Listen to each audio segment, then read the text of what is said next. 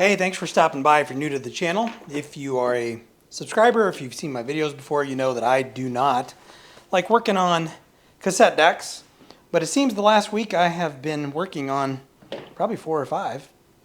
So it's cassette deck season around here. So I thought I'd put a video together just talking about some basic troubleshooting steps if you have a cassette deck that has a channel that's out. So I think I have it probably down to 8 steps. I'm going to go from the easiest and the least technical, intrusive, to the most technical and most intrusive steps. I'm shooting it in my kitchen from my kitchen table because a lot of these things you can actually do from your kitchen table. So let's get into it and start with step number 1. Step number 1, the easiest thing to do, to check, I should say. And the one way that you can verify that it is the cassette deck is to check the RCA cables, right? So whether you have external RCA cables like this or if you have an internal RCA cable, and when I say internal, I mean an internally mounted. Some less expensive cassette decks actually come with an RCA cable that's soldered on the inside of it. So, right, if you can remove the RCA cable, remove it, try a new one. If not, at a minimum, right, flip the red and the white connector into your stereo system and see what happens with the channel that's out. If you flip the red and the white, right, then the bad channel should move to the other side. If it doesn't, then you have a problem with your receiver. So RCA cables, easiest thing to check, first thing to check. Step 2, cleaning the heads. Now, if you have dirty heads, it's not very likely, and excuse my shadow while I move over here, it's not very likely that you have one channel out. It's more likely that you probably have muffled output on both channels or you have diminished output on a channel, but it does not mean that you may not have dirty heads if you have a channel that's completely out.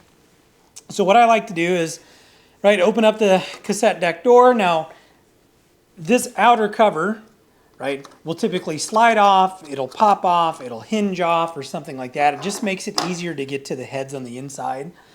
So pop that off. You can leave this door open or closed. I usually leave it open. I'm going to make sure that you can see what I'm doing in here. So let me kind of zoom in a little bit.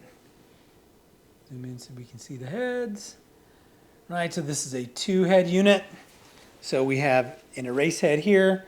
We have a single record and playback head here. And then we have the capstan and the roller here. So what I do is I take a little bit of rubbing alcohol, like this, cotton swab, right, get that wet. I've already done this one, but you want to make sure you remove any gunk from the record head, the playback head. If it's a 3-head unit, you want to hit all 3 heads. The erase head. You also want to clean the capstan. Make sure that that's nice and free of any debris.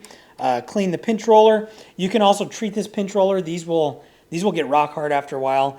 I use something called Rubber Renew, so you can renew these rollers. You can also, depending upon the cassette deck, you can change them pretty easily, right? But if you want to make sure that you clean this entire tape path, test, see if the channel comes back. Again, typically if that's the issue, it's going to be muffled sound. It's not going to be a channel completely out, but that doesn't mean that it may not happen.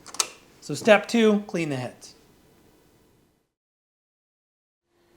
Step number 3, clean the record switch. Now, when we get into steps number 3, 4, right, you can kind of interchange these. This is what I would do first. Same thing when we get into some of the higher steps, you can kind of interchange the order in which you do things. But I normally go for the record switch next. Now, this involves you taking the cover off of the cassette deck. This has already been opened once, so I have the screws removed. In fact, I have the entire back plate off of this because I was troubleshooting this. I'll try to zoom in on the record switch. Move this into position where it's kind of centered. And this is the record switch on this cassette deck. Now, different cassette decks have different record switches. They look different. They normally, if it's a mechanical record switch, right, will look something like this. It's either a single unit or a double unit. Right, so this record switch slides back and forth. When you hit the record button, I don't have a tape in there, so I don't think it's going to move much. But when I hit the record button, see if I can fudge this a little bit, make it think there's a tape in here. But if you watch that record switch, if I can get it to do what I want it to do. Right, there we go. Right, if I hit the button, nope, it's not moving. Sorry, I thought I'd be able to do it easily from here, but I guess I can't. Right, but this record switch slides back and forth, right? It kind of slides back and forth like this. So what you want to do is take some contact cleaner, right? I use Fader Lube. I use Fader Lube for this. You can use some non-residue contact cleaner, and you want to clean the switch. Now, these switches are kind of tricky to clean, though, because if you spray from the top, you may not get the part of the switch where the metal actually makes contact. If you spray from the sides, you may not get to it. Some of these switches have openings on the back. So what I normally do is I look to the back. If the back is open, I take my contact cleaner and I spray it in here. And I am super liberal with the amount of contact cleaner I use. And I will activate or actuate, right, that switch 100 times, right? So it's just back and forth and back and forth. See how it moves a little bit, right? So hopefully you can kind of understand this switch moves back and forth like that, right? Again, without me putting a tape in and doing it, but it goes back and forth and back and forth and back and forth. And you wouldn't just keep doing it, keep doing it, keep doing it. But this is a very, very, very common cause of a channel being out on a cassette deck is a dirty record switch. Either one channel, both channels, during playback or record. This record switch is a common culprit. Step number 4, clean the controls.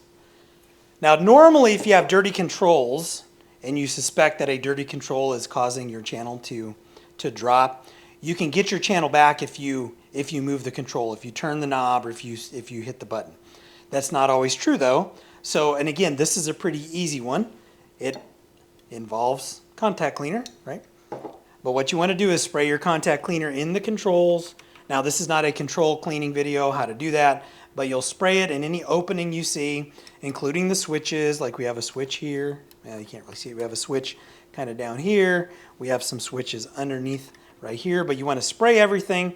And again, you want to work those controls 20, 30, 50, 100 times. The more you work them back and forth, the more you'll knock the oxidation off, and the more likely it is that you will restore contacts right within that control, and your channel may or may not come back. But this is an easy one as well, right? So far we haven't done anything technical. We've done everything from right our kitchen table. The next step, right, we're going to start to get a little more technical, and we have some additional tools that are going to be involved. You know, actually I lied. For step number 5, right, we're actually still using, right, a tool that anyone can use, and we're still sitting at our kitchen table. But the next thing I like to do is I like to look for broken traces. Now, to fix a cracked solder joint or a broken trace, that requires a soldering iron. But what I like to do is I like to do this in one of two ways. Now, this cassette deck is a pain in the butt to take apart. So it's really, really hard to get to the bottom of this board. What I do is I take a non-conductive tool, right? This is just a plastic rod. I usually take a wooden dowel. Heck, you can even use, right? You can even use the cotton swab that you use to clean your heads. And what I like to do is I just like to gently push around the board, right? Gently push around the board and see if I can, right, cause the channel to come back or to cut out, right? So you push around the board, try to locate an area, and then if you find a consistent area, right, where that channel drops out or if it comes back, then you have to access the bottom of the board where the traces are and look for a cracked solder joint, and you have to touch those solder joints up, right? But this is a useful way to do this, right? Just kind of push around the board, right? Or the other way to do it is if you have easy access to the traces on the board, take a magnifying glass, flashlight, look for any cracked traces. Normally what happens is you have the lead of a component pop through the board, so you have the little wire sticking up. You have the trace that kind of sits around the board like that, right? What happens is there will be a very fine circle crack that will form around the leg of that component. Sometimes they're difficult to see, almost impossible to see. You have to look really, really close and go really, really slow. But hopefully you've identified an area on the board where, right, that channel is cutting in and out, so you can kind of localize where you might find that broken trace. Step number 6, and again, you can do 5 or 6 at the same time. You can do them interchangeably, but look at all of these cables, right? Tug on the cables. Tug on the cables, make sure we don't have anything like, a lot of these wires are wrapped, and these wraps can develop, they can get loose over years. They can actually, the wires can break. So if you kind of tug on some of these wires, right, it may identify a broken trace or solder joint because, you're moving the board around, or you may just have a wire that's loose, right? So just like all of the other components, if the wires are soldered in position, right, that solder can get weak over time and it can crack, or if you have something wrapped, right, maybe the wire has come loose.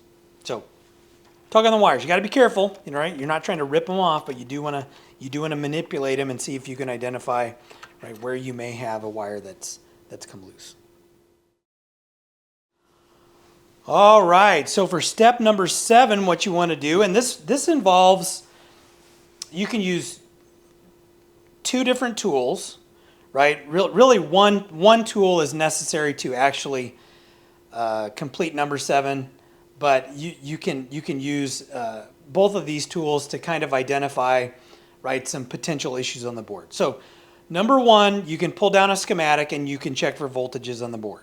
Right, so you want to make sure that all the components that are, supposed to be energized are receiving, right, the correct number of volts. So, for example, right, you have these little integrated circuits here.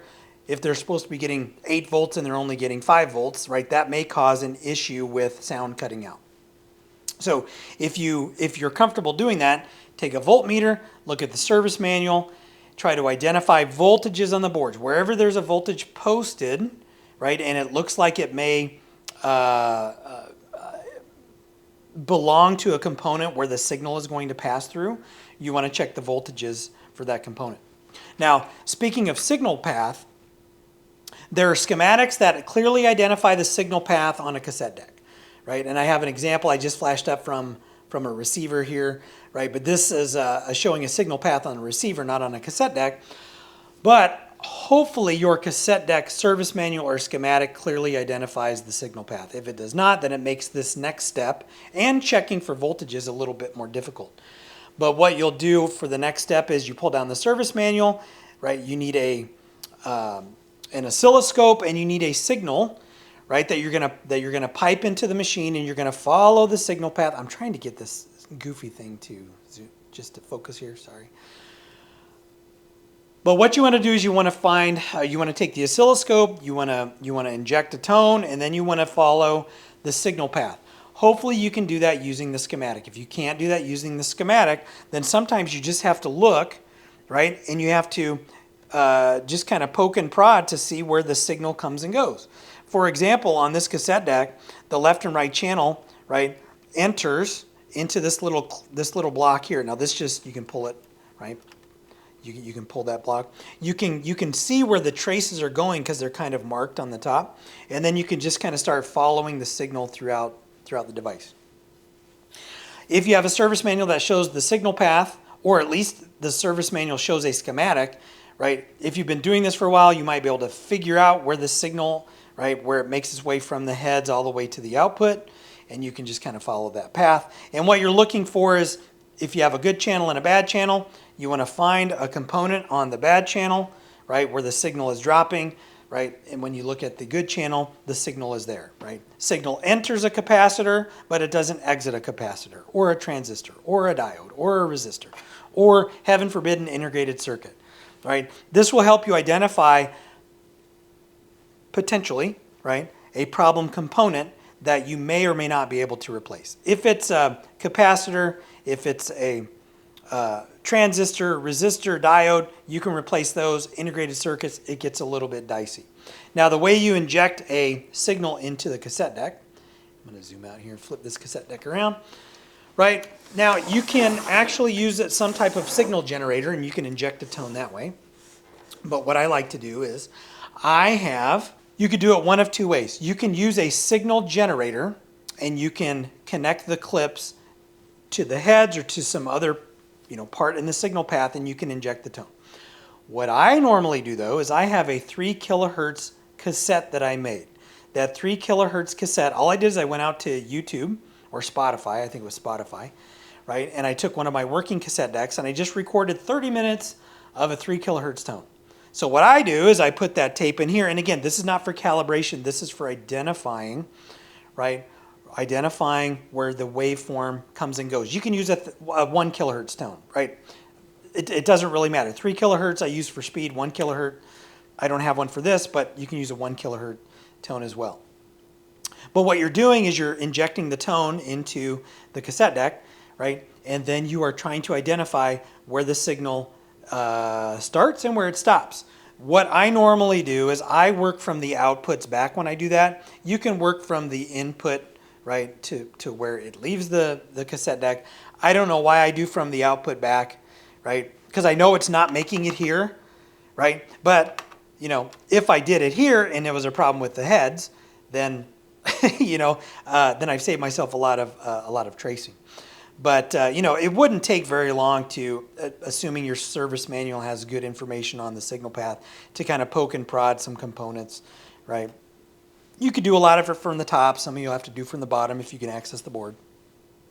But assuming you can keep your cassette deck in some, right, functioning condition, then it makes it a lot easier to follow that signal throughout the device. So again, you come to a capacitor, signal goes in, doesn't come out, right? That you know, there's the potential that that capacitor is bad. You replace it and maybe the signal comes back. All right, and step number 8, the last thing that I would suspect and the last thing that I would monkey with would be adjusting the heads. Now I haven't even looked at the head adjustment procedure on this cassette deck. I just want to show you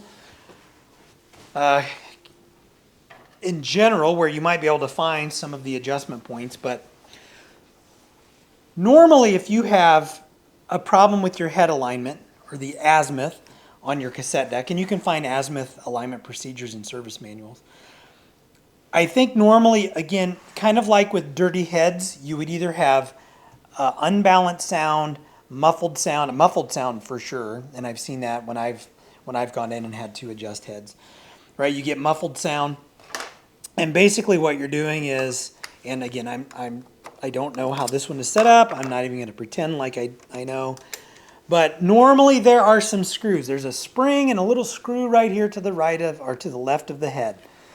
Sometimes you have multiple screws. Sometimes you have one on the right and on the left. It just depends on the cassette deck model. But by manipulating that screw, you can turn the head, right? So if it's kind of sitting right like this, you can turn that screw and then the head kind of turns, right? It kind of pivots one way or another. You can also potentially adjust the height of the head, right? And there are other adjustments to the tape path and azimuth, but this would be the last thing that I would suspect and the last thing that I would do personally, because what I have found on most cassette decks is once you clean the heads and you clean the record switch, normally the channel comes back. With this cassette deck, that's exactly what the problem was. I cleaned the heads, right? And then I cleaned the record switch, but I didn't clean it correctly.